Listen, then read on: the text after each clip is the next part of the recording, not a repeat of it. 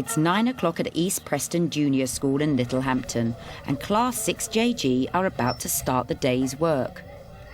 What have we learnt about China so far? For the past week, teacher John Galvin and his class have been studying China as part of a cross-curricular topic.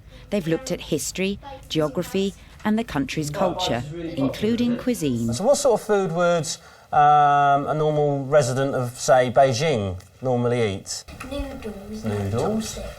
Or with chopsticks, yeah. I'm a great believer that whatever interests the teacher, you can include within the curriculum.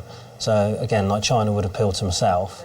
John took advantage of the Beijing Olympics because he knew his pupils would be interested in what was happening in China. Let's pretend I've got my chopsticks here. What am I doing that's not right? Apart from holding them, obviously. Molly? You shouldn't wave them in the air because it's rude. It's rude. So therefore they've got a little bit different there, haven't they? It's very rude, isn't it? Right, moving on. Let's go on. Prior to today, they've been making a terracotta army in art and learning about the country's geography. So if they've only got 7% of the food, they produce their own food, what have they got to do to get more food? Import. Oh, well done. We've had to research the terracotta army, lots of different stuff. We've even had to do it as homework. With cross-curricular activities, the more effort the teacher puts into it, the more the children will get out of it. And what we're aiming for is the children to have fun and learn at the same time. Today, John and Class 6JG are going to focus on two more aspects of the curriculum: filmmaking and ICT, and PE. Well, I believe that you need to grab the children's attention really early on, and because straight away they get engaged and they're enthused about it, and therefore they're more willing to actually work harder. John has the ability to motivate any child, which I think is unique in teaching, because it doesn't matter what they can do or what they can't do, he seems to always get the best out of them. To get the lesson started, John has made his own film. I made a quick film last night for you because I wanted to show you what you can do with this software, because our objectives are create a film about China, learn about a new film editing software. You ready? Today you're making films. I want you to be imaginative, creative about making these films. So as you can see, I'm outside the China Wall, Great China Wall.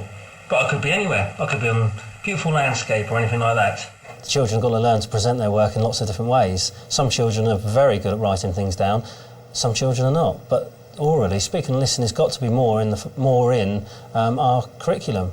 And it says that in the national curriculum anyway. It's got to take up a certain element. And speaking in TV programmes, speaking and listening and everything like that plays a major part of it. And you're not looking at the camera. Not very good. So think about it. Think about who's filming you. Where are you going to stand? It's all up to you. What are always the best ideas? But before the budding Spielbergs get to work, they've got to make a plan. Don't jazz it all up like I did on there just for the sake of it. It's got to look good. Remember, who's your audience? Yes? People, our class. Yep. And parents. Parents? Are there any questions? You can't do anything unless you've got an initial plan, and from that plan you can add to it or take bits and pieces away.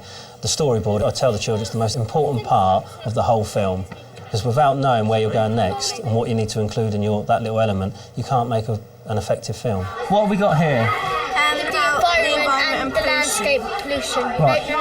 Why are you mentioning pollution? So he had asthma and he had in the Olympics he could get rough. Once they've scripted their film, they're ready to record it, using some techniques you might not expect to see in a classroom. I want them to start thinking outside the box, so we put a green screen on behind them, then they've got the opportunity to place themselves anywhere in the world. To use the green screen, first they'll film themselves in front of it, and then they'll be able to replace the green background with a photo or video during the edit. Hello everybody, are you thinking of going to China? If you are going to, you need to know some simple Chinese languages. Did you know that Chinese people eat duck because they believe it's good luck? To the end of the evening, we are going to tell you some facts about China. In Beijing there is over 30 million people. Goodbye is Zay, and I hope you learned some great Chinese. Back to you, Chloe. You've got to be confident and allow the children to actually make choices. You know, I'm a great believer that children should question the teacher as well in the correct way, and they've got to learn to do that. If you let the whole class go away in small groups, right, they learn so much more from their peers than they would ever do from me. And then the tree's going to be in the background. Now we are going to explain about old Chinese clothing, then we go down. As I say to the children in tight shoes, I could... So when we say as it would scrunch up their feet, then you stop it. Okay, right. Cameras that we use, they can record short films and then they download that onto the computer, and which is an essential skill when they go outside of in real life. Right, so what we're going to be doing, right, we've got to get your films from here to here.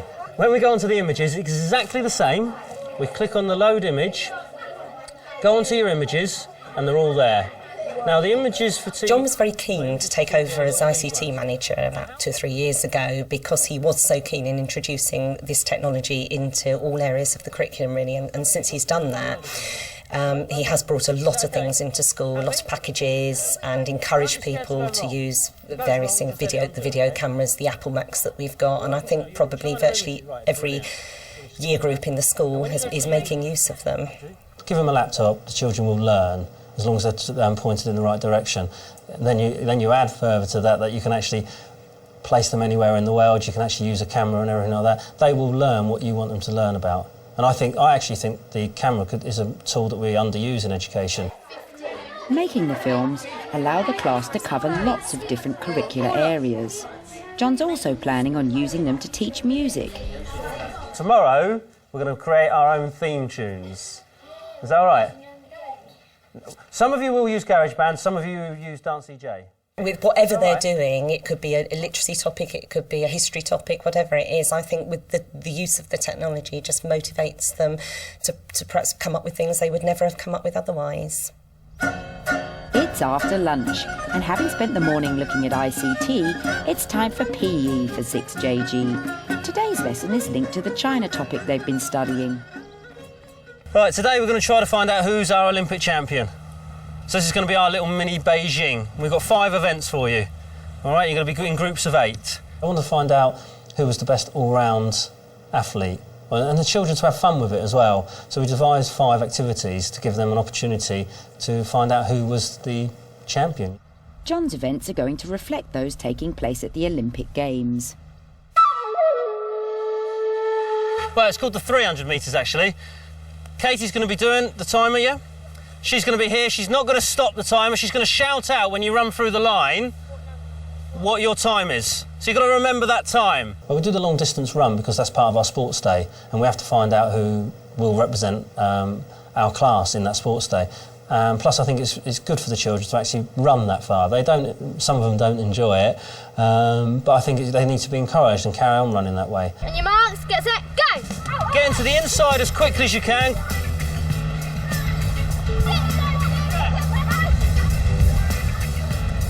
1 minute 29, 1 minute 47, 1 minute 36. 1 minute 59, For each event, there are points awarded for the quickest time or the longest distance covered. 1 minute 40. Jamie, how many seconds did you get?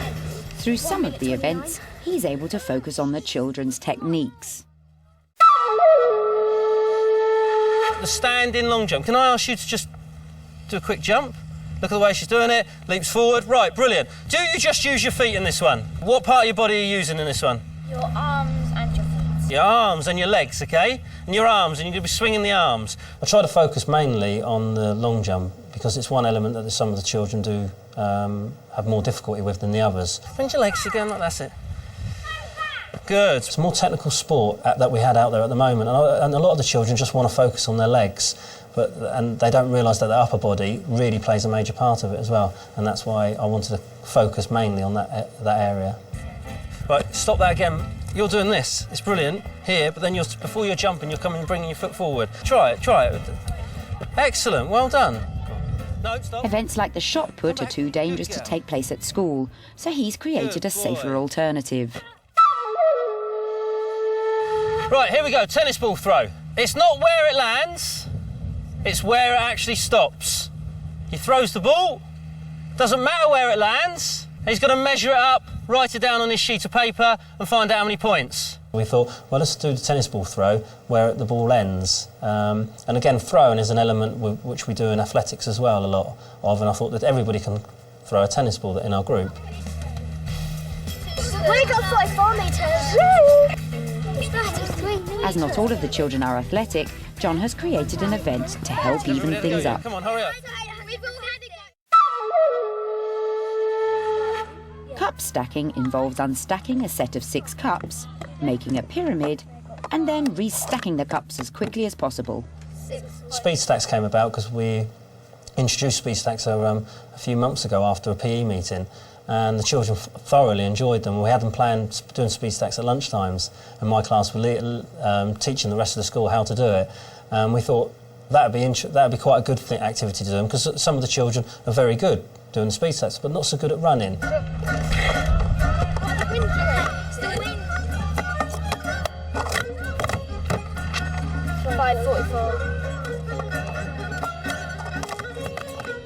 And the final event is a mix of Olympic and non-Olympic sports.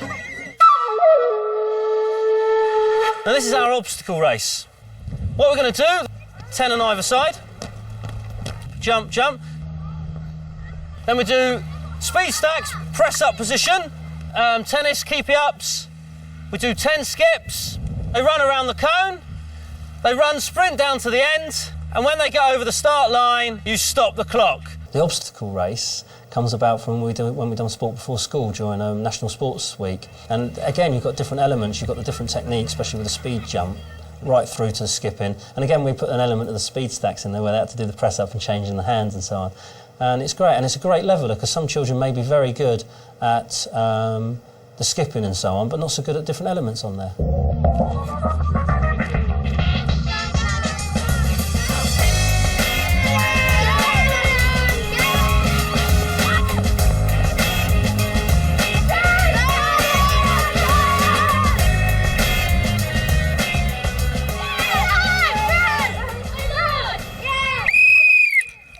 Right, everybody in, please. So with all 5 events complete, it's the moment of truth. Right, come on, over in. Bring your shakes. Right, so, did you enjoy that? Right, good. Who will be the East Preston Junior School champion? But our winner is, drum roll, Jamie. Well done. I would say that what you've seen here today is typical of how John always teaches. I think anything he does, he likes to bring in as many different subjects as he possibly can, because I think he believes, and I think he's right in thinking that that is the way children learn best. Even if it isn't games like maths, he still makes it fun, and he doesn't make us just answer boring questions. He thinks that if we do fun stuff, it gets in a little bit more, and we can understand it more like that. John's the first to admit that creating cross-curricular learning takes more than just one person. If it weren't for the school, there's no way in the world I could do half the things that I could do. And I've got some amazing staff at this school. You know, the TAs are second to none. He's really, really good as a teacher because he teaches most of our lessons in fun ways.